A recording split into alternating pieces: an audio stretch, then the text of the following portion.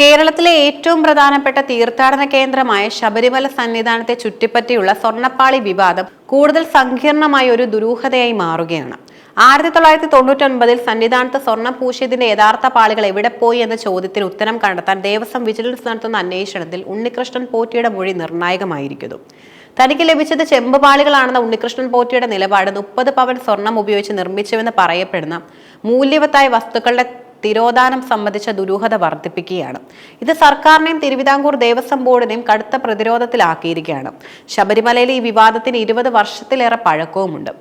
1999 UB group chairman Vijay മല്യയുടെ നേതൃത്വത്തിൽ സന്നിധാനത്തെ ശ്രീകോവിലും ദ്വാരപാലക ശില്പങ്ങളും ഉൾപ്പെടെ സ്വർണം പൂശിയത്. ഈ ആവശ്യത്തിനായി 30 പവൻ സ്വർണം ഉപയോഗിച്ചു എന്നാണ് അദ്ദേഹത്തിന്റെ സംഘം അവകാശപ്പെടുന്നത്. എന്നാൽ 2019 2025 അറ്റകുറ്റപ്പണികൾക്കും നവീകരണത്തിനുമായി ഈ പാളികൾ കൈകാര്യം ചെയ്ത ഉണ്ണികൃഷ്ണൻ പോറ്റിക്ക് ലഭിച്ചത് ചെമ്പ് തകിടുകൾ മാത്രമാണ്. 1999 വിജയ് മല്യ സ്വർണം പൂശിയ ദ്വാരപാലക ശില്പത്തിന്റെ അസൽ പാളികളും അതിലെ സ്വർണവും എവിടെ പോയി? 2019 അറ്റകുറ്റപ്പണികൾക്കായി കൈമാറിയത് ചെമ്പ് പാളികൾ എന്നാണ് ദേവസ്വം രേഖകളിലും പറയുന്നത്.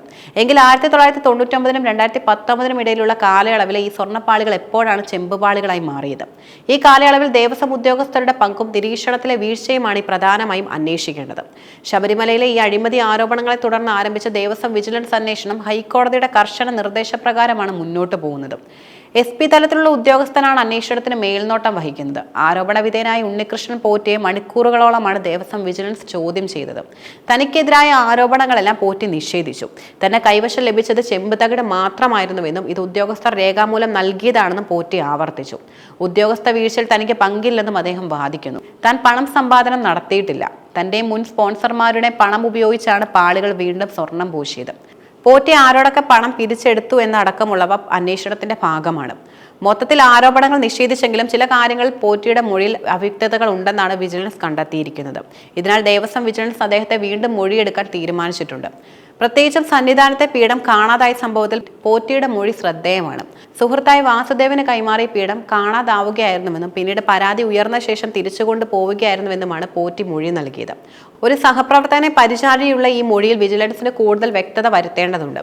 ദേവസ്വം വിജിലൻസിന്റെ അന്വേഷണം 1998 തുടങ്ങിയ 2025 വരെയുള്ള കാലയളവിലെ വിവരങ്ങൾ ഉൾക്കൊള്ളുന്നതാണ്.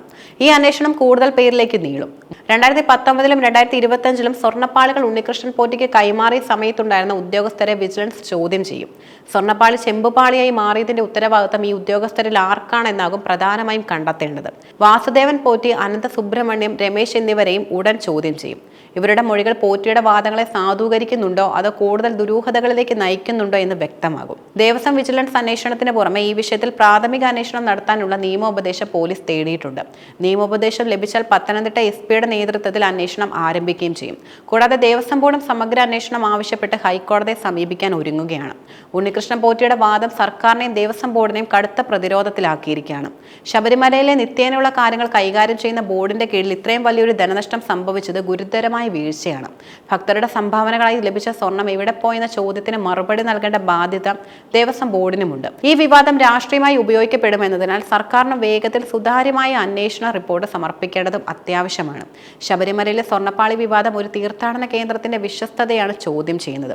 30 പവനോളം വരുന്ന സ്വർണം എവിടെ പോയി എന്ന ചോദ്യത്തിന് ഉത്തരം കിട്ടാതെ അന്വേഷണം മുന്നോട്ട് പോവുകയാണെങ്കിൽ അത് ദേവസ്വം ബോർഡിന്റെ ഭരണപരമായ കാര്യക്ഷമതയും സുതാര്യതയും കൂടുതൽ ബാധിക്കും.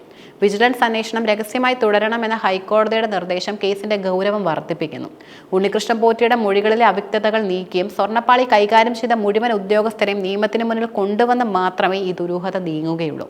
അസൽ സ്വർണ്ണപ്പാളികൾ ആർക്ക് കൈമാറി, എപ്പോൾ ചെമ്പുപാളിയായി മാറി, ഇതിലും ആരെല്ലാം സാമ്പത്തിക നേട്ടം ഉണ്ടാക്കി? ഈ ചോദ്യങ്ങൾക്കെല്ലാം ഉള്ള കൃത്യമായ ഉത്തരമാണ് ഇനി പൊതുസമൂഹത്തിന് ലഭിക്കേണ്ടത്.